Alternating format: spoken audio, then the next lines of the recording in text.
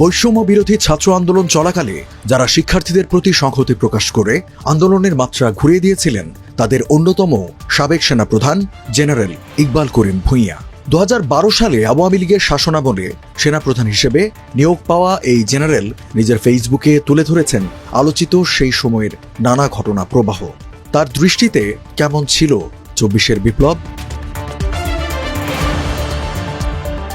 General Iqbal করিম ভূঁইয়া তার পোস্টে জানান, স্বাধীনতার পর মাত্র 25 বছর ব্যবধানে বাংলাদেশ 3টি গণঅভ্যুত্থান দেখেছে, যেখানে সেনাবাহিনী কখনো বিপ্লবীদের পাশে থেকেছে বা কখনো নিরপেক্ষ থেকেছে। প্রথমটি ঘটে 1971 সালে, দ্বিতীয়টি 1990 সালে আর তৃতীয়টি 2024 সালে।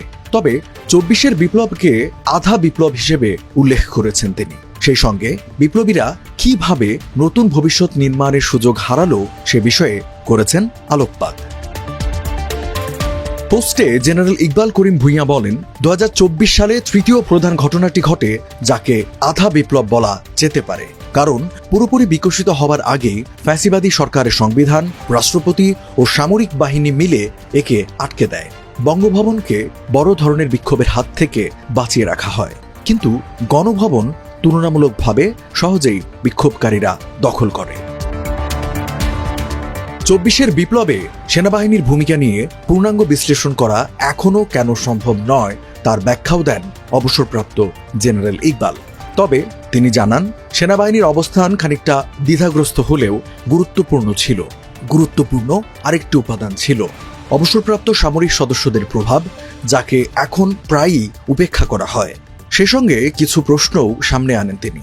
এর মধ্যে গুরুত্বপূর্ণ জিজ্ঞাসা হল, শেখ হাসিনা কিভাবে পালিয়ে গেলেন এবং আওয়ামী লীগের নেতাকর্মী, পুলিশ কিভাবে আশ্রয় পেলেন ক্যান্টনমেন্টে।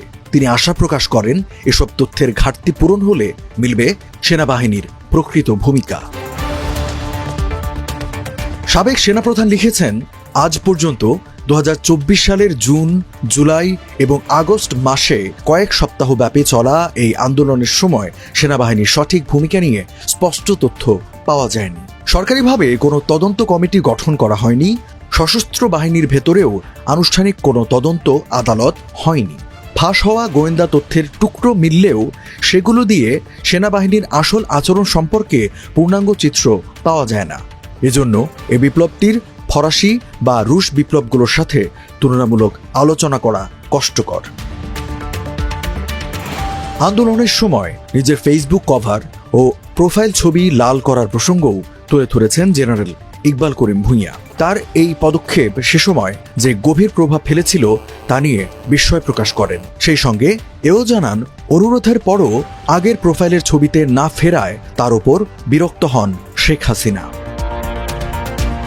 তিনি লিখেছেন, নিরস্ত্র শিক্ষার্থীদের ওপর নির্মম দমনপীড়ন, বিশেষ করে আবু সাইদের নির্মম হত্যাকাণ্ড দেখে কয়েক রাত নির্ঘুম কাটানোর পর আমি তাদের অনুরোধ রাখতে মনস্থির করি, কিন্তু নিজে তেমন প্রযুক্তি জ্ঞানী না হওয়ায় আমার ছোট মেয়েকে জিজ্ঞাসা করে জানতে পারি কিভাবে ছবিটি পরিবর্তন করতে হয়।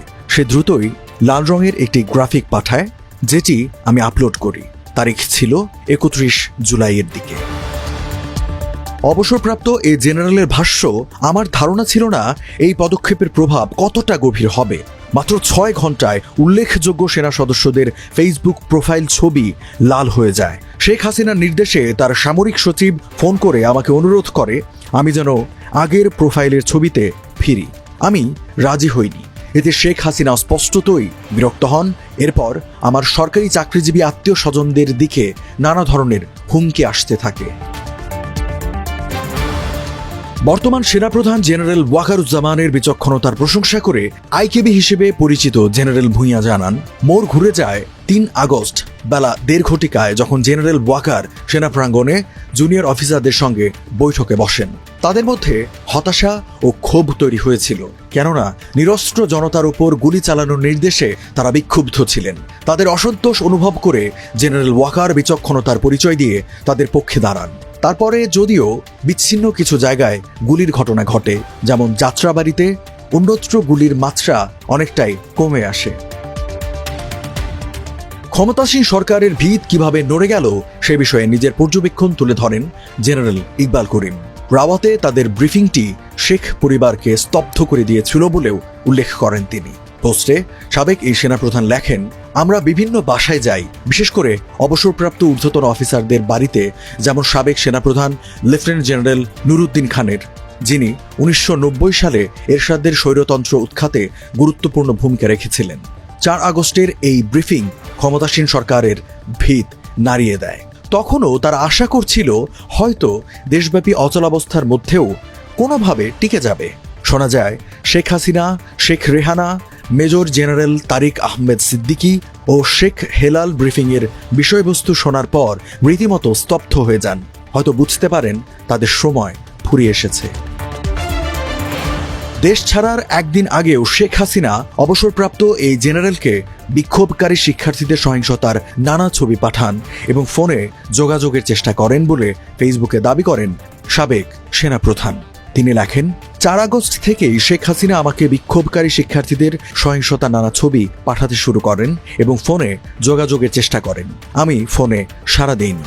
7 আগস্টের পর ছবি পাঠানো বন্ধ করেন তিনি। শুধু 27 অক্টোবর শেষবারের মতো একটি ভিডিও পাঠান। শেষ মুহূর্তে শেখ হাসিনা আরও একটি মরিয়া চেষ্টা করেন বলেও পোস্টে উল্লেখ করেন সাবেক এই সেনাপ্রধান।